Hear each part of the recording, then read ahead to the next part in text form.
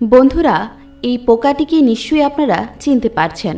অনেকেই এই পোকাটিকে বলে থাকে কেন্ন, যার অপর নাম শতপদী বা সহস্রপদ। এই পোকাটিকে নিছকই একটি সাধারণ পোকা ভেবে আপনি কিন্তু ভুল করছেন। বাড়িতে, বাড়ির আশেপাশে যদি কখনো এই পোকাটিকে দেখতে পান তাহলে সাবধান হয়ে যান, কারণ আপাত দৃষ্টিতে এই ছোট্ট নিরীহ পোকাটি ঘরে আসার অর্থ আপনার জীবনে এক বিরাট পরিবর্তন আসতে চলেছে। আপনার ঘরে যদি এই পোকাটি হঠাৎ দেখা যায় তাহলে আপনি শুধু এটাকে দেখছেন না, আপনি দেখছেন একটি শক্তিশালী অতি প্রাকৃত বার্তা যা আপনাকে সাবধান করছে। কিছু একটা খুব বড় ভুল হচ্ছে আপনার জীবনে। তাই এই পোকাটি ঘরে আসা মাত্রই সাবধান হয়ে যান। কেন এই পোকাটি আমাদের ঘরে আসে, কোন বার্তা এই পোকাটি নিয়ে আসে এবং কিভাবে এর বার্তাটি বুঝে আমরা অর্থ, সংসার এবং শান্তি সব কিছু হারানোর হাত থেকে নিজেদের রক্ষা করতে পারি, তা সব কিছু এই ভিডিওর মাধ্যমে আপনাদের সামনে ব্যক্ত করব। বন্ধুরা, এখনও সময় রয়েছে, জেনে নিন আসল সত্যিটা কি। তা না হলে পরে কিন্তু আর সময় পাবেন না। তাই ভিডিওটি মনোযোগ সহকারে দেখুন। নমস্কার বন্ধুরা, বৈদিক বার্তার নতুন একটি পর্বে আপনাকে স্বাগত জানাই। আশা করছি আপনারা সকলে ভালো আছেন এবং সুস্থ আছেন। তাই আমার সকল দর্শক বন্ধুদের কাছে একটা অনুরোধ থাকবে, দয়া করে ভিডিওটি সম্পূর্ণ মনোযোগ সহকারে দেখুন।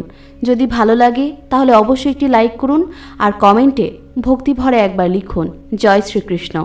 আমাদের চ্যানেলে নতুন দর্শক হয়ে থাকলে দয়া করে চ্যানেলটিকে সাবস্ক্রাইব করে পাশে থাকা বেল বাটনটি অন করে রাখুন। তো চলুন বন্ধুরা, মূল আলোচনায় প্রবেশ করা যাক। বন্ধুরা, যদি কখনো দেখেন যে ঘরের কোণায় অথবা ঘরের যে কোনো স্থানে একটা লম্বা অদ্ভুত দর্শনের এই পোকাটি যেটা নিঃশব্দে চলছে, তাহলে আপনি তখন কি করবেন? বেশিরভাগ মানুষ যেমন করেন আপনি হয়তো তেমনই ভাববেন এটি একটি সাধারণ পোকা। কিন্তু আপনি ভুল করছেন। এই পোকাটি কিন্তু কখনোই সাধারণ প্রাণী নয়, বরং এটি একটি সংকেত যেটা জানলে আপনি চোখ খুলে তাকাবেন নিজের চারপাশে আর হয়তো ভাববেন যে এতদিন কিছু গুরুত্বপূর্ণ সংকেত আপনি না জেনেই এড়িয়ে গেছেন। এই যে শতপদী অর্থাৎ কেন্ন যেটিকে আপনি দেখতে পাচ্ছেন, জ্যোতিষশাস্ত্রে একে বলা হয় বিপদের বার্তাবাহক। এই পোকাটিকে হঠাৎ দেখতে পাওয়া কিন্তু মোটেই সাধারণ ঘটনা নয়।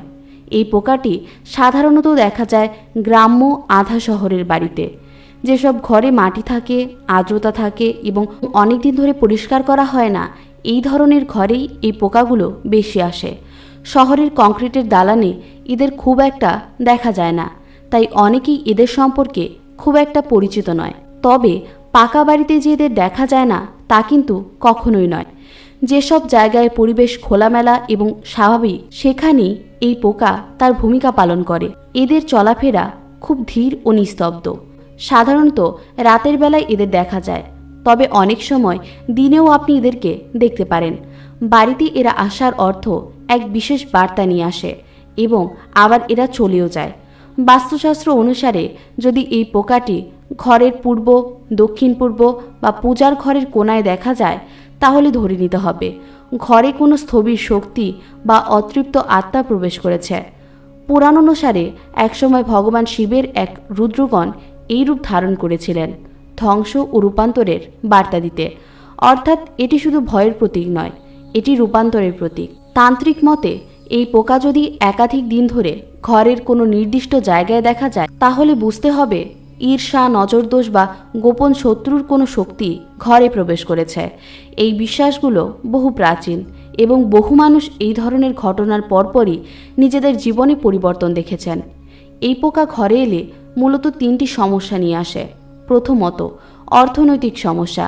বাড়িতে এই পোকা দেখা যাওয়ার পর সবথেকে বেশি যেটা দেখা যায় তা হলো টাকার প্রবাহ আটকে যাওয়া, হঠাৎ চাকরি চলে যাওয়া, ব্যবসায় লোকসান, ধার দেনার পরিমাণ বেড়ে যাওয়া, এইসব ধাপে ধাপে শুরু হয়।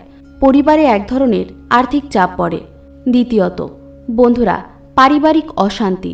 এই পোকা যেই সব ঘরে নিয়মিত আসে সেখানে দেখা যায় ঝগড়া, মানসিক চাপ ও মনোমালিন্য বাড়ছে।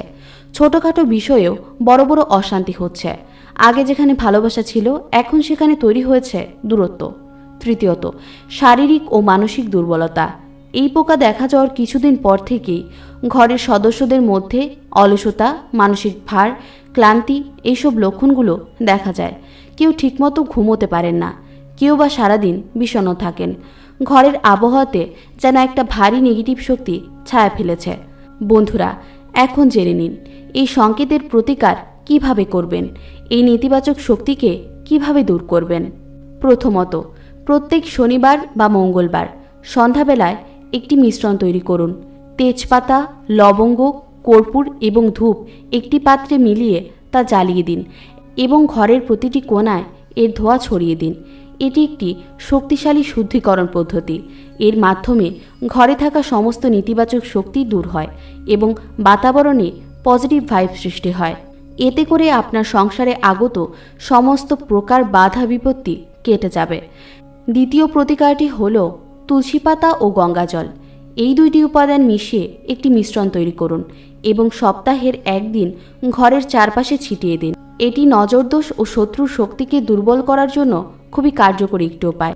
তৃতীয় প্রতিকারটি হল প্রত্যেক দিন রাতে ঘুমোতে যাওয়ার আগে এই মন্ত্রটি 11 বার জপ করুন। মন্ত্রটি হল কৃষ্ণায় বাসুদেবায় হরয়ে পরমাত্মনে প্রণত ক্লেশ নাশায় গোবিন্দায় নমো নমো। আপনাদের সুবিধার্থে নিচের কমেন্ট বক্সে আমি মন্ত্রটি লিখে দেব। এটি ভগবান শ্রীকৃষ্ণের একটি শক্তিশালী মন্ত্র। এই মন্ত্র যদি আপনি ঘুমোতে যাওয়ার আগে জপ করতে পারেন তাহলে আপনার এবং আপনার পরিবারের সকল দুঃখ কষ্ট ভগবান শ্রীকৃষ্ণের কৃপায় দূর হবে। আপনাদের ঘরের মধ্যে থাকা সকল প্রকার নেগেটিভ এনার্জি দূর হবে এবং গৃহে শান্তি সঞ্চার হবে। আরেকটি কথা, ঘরের দক্ষিণ পূর্ব কোণে একটি তামার পাত্রে গঙ্গাজল রেখে দিন। এই প্রতিকারের ফলে ঘরের স্থবিরতা সরিয়ে শান্ত শক্তি ঘরের মধ্যে প্রবাহিত হবে। আর হ্যাঁ, অবশ্যই চেষ্টা করুন বাড়িতে কেন্ন না আসার ব্যবস্থা করতে। আর এই জন্য আপনি যে পদ্ধতিগুলো অনুসরণ করতে পারেন তা হলো, কেন্নরা মূলত স্যাঁতস্যাঁতে জায়গায় থাকতে ভালোবাসে, তাই আপনার বাড়ির ভিতরের আর্দ্রতা কমিয়ে দেওয়ার ব্যবস্থা করুন। বাথরুম, রান্নাঘরের মতো জায়গাগুলোতে যেখানে জল ব্যবহারের প্রবণতা বেশি সেইখানে বিশেষ নজর দিন। কোনো জলে লিক থাকলে তা দ্রুত সরিয়ে ফেলুন। দ্বিতীয়ত, কেন্ন মূলত ছোট পোকামাকড় খেয়ে বেঁচে থাকে, তাই আপনার বাড়িতে যদি মশা, মাছি বা অন্য কোনো পোকামাকড় অতিরিক্ত মাত্রায় হয়ে থাকে তাহলে কেন্ন সেখানে আকৃষ্ট হতে পারে। তাই নিয়মিত ঘর পরিষ্কার পরিচ্ছন্ন রাখুন এবং অন্যান্য পোকামাকড় নিয়ন্ত্রণের জন্য ব্যবস্থা নিন। তৃতীয়ত, আপনার বাড়ির দেওয়াল, দরজা এবং জানালার আশেপাশে ছোট ছোট যে ফাঁকগুলো রয়েছে তা বন্ধ করে দিন। এর ফলে বাইরে থেকে সহজেই কোনো কেন্ন ঘরে প্রবেশ করতে পারবে না। এর পাশাপাশি আপনি বাজার থেকে পিপারমেন্ট তেল কিনে আনতে পারেন। এই তেলের তীব্র গন্ধ কেন্ন সহ্য করতে পারে না। জলের সাথে কয়েক ফোঁটা পিপারমেন্ট তেল মিশিয়ে একটি স্প্রে বোতলে ভরে নিন। যেখানে কেন্ন দেখা যায় সেখানে স্প্রে করুন। এর পাশাপাশি আপনি লেবুর রসও ব্যবহার করতে পারেন। লেবুর রসের গন্ধ কেন্নদের দূরে রাখতে সাহায্য করে। জলের সাথে লেবুর রস মিশিয়ে একইভাবে স্প্রে করতে পারেন। এছাড়া ভিনেগারের তীব্র অম্লীয় গন্ধ কেন্নদের বেশ অপছন্দ। জলের সাথে ভিনেগার মিশিয়ে স্প্রে করলে এতেও উপকার পাবেন। যদি কিছু শুকনো তেজপাতা কেন্ন যে জায়গায় আনাগোনা করে সেইখানে রেখে দেন তাতেও কিন্তু তারা চলে যায়। আর সবথেকে যেটি সহজ পথ তা হলো, আপনি কোনো কেন্নকে দেখতে পেলে তাকে ধরে বাইরে নিয়ে গিয়ে ছেড়ে দিন। গ্লাভস বা কাগজের সাহায্যে সাবধানে ধরুন যাতে তারা ভয় না পায় এবং আপনাকে কামড়াতে না পারে। তবে হ্যাঁ, কখনোই কিন্তু এই ছোট্ট নিরীহ প্রাণীটিকে মেরে ফেলবেন না, কারণ ঈশ্বর এই প্রাণীটিকে পাঠিয়েছে আপনাকে সংকেত দেওয়ার জন্য। মনে রাখবেন, প্রকৃতির প্রতিটি প্রাণ, প্রতিটি ছোট্ট ঘটনাও কখনো কখনো বিশাল বার্তা বহন করে। সেই বার্তাগুলো আমরা যদি সময় মতো বুঝতে পারি তবে হয়তো অনেক অশান্তি, ক্ষতি এবং বিপদ হতে আমরা আগে থেকেই রক্ষা পেতে পারি। এই যে লম্বা পোকাটি যাকে আমরা অবহেলা করি, সে হয়তো এসেছে আপনাকে এক গুরুত্বপূর্ণ সংকেত দিতে। তাকে মেরে ফেলা কখনোই উচিত নয়, আর তাকে মারার অধিকার আমাদের নেই। বরং আমাদের উচিত বার্তাটি বোঝা এবং সেইটি আপনার সচেতনতার প্রমাণ। ভগবান কোনো কিছুর সৃষ্টি অকারণে করেন না, তাই জীবন যখন অদ্ভুত কিছু দেখায় তখন থেমে যান, ভাবুন, বুঝুন আর নিজেকে ও নিজের পরিবারকে রক্ষা করুন জ্ঞানের আলোয়। আশা করি দর্শক বন্ধুরা ভিডিওটি আপনার ভালো লেগেছে। যদি ভালো লেগে থাকে তাহলে অবশ্যই একটি লাইক করবেন আর কমেন্টে ভক্তি ভরে একবার লিখবেন জয় শ্রীকৃষ্ণ।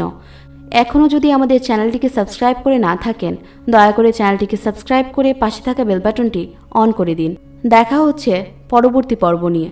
সকলে ভালো থাকুন, সুস্থ থাকুন। আপনার উপর ঈশ্বরের কৃপা সদা বর্ষিত হোক। জয় শ্রীকৃষ্ণ। রাধে রাধে।